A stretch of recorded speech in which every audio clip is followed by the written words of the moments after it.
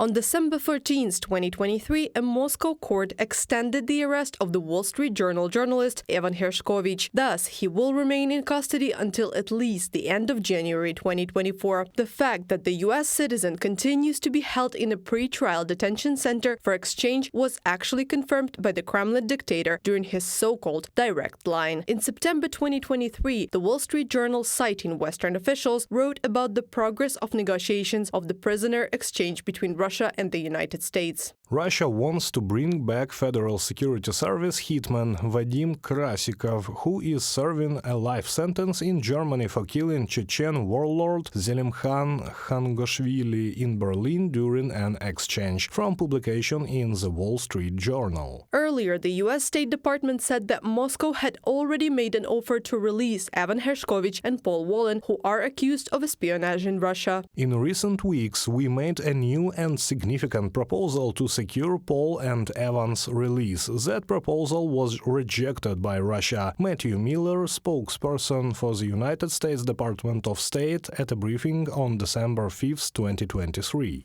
The Kremlin has already repeatedly used for blackmail and pressure in the international arena. Now, they are also being sent to the war against Ukraine. Kathmandu has demanded that Moscow stops recruiting Nepalese citizens into Russia's war against Ukraine and return them home immediately. Earlier, it became known that 6 Nepalese citizens who served in the Russian army were killed in the Russia's war against Ukraine. Nepal said it has asked Moscow not to recruit its citizens into the Russian army and immediately send back any Nepali soldier commissioned there back to the Himalayan nation after revealing 6 soldiers serving Russia's military had been killed, from the publication in Reuters. Nepal has urged its citizens to not join the army of any country fighting the war. Earlier, the Kathmandu Post reported that 150 to 200 Nepalese were mercenaries in the Russian army. The Federation also recruits illegal migrants on the border with Finland. The migration crisis on the Russian-Finnish border has led to mass detentions of foreigners with expired Russian visas. Russian authorities are trying to recruit detainees to be sent to war with Ukraine, from publication in BBC. The recruitment of foreigners by the Russian Federation for the war against Ukraine is not new. In the first weeks after the start of Russia's full-scale invasion of Ukraine, there were reports of mercenaries being sought in Syria. An entire network of recruiters for the Russian army was uncovered in Cuba. Then it was a turn of migrant workers from the CIS countries. Russian police raids them and sends to military recruitment centers. These are raids that take place in the cities, and it is massive.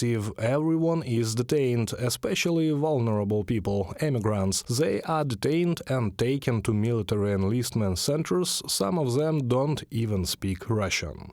Last year, Putin signed a decree allowing foreigners who enlisted in the Russian army to obtain citizenship in an accelerated procedure. In reports, migrants are leaving the Federation en masse. Meanwhile, managers of enterprises in various sectors of the Russian economy are complaining about the shortage of labor force. Reported by Anastasia Tarnavska, Yulia Granovska, UATV News.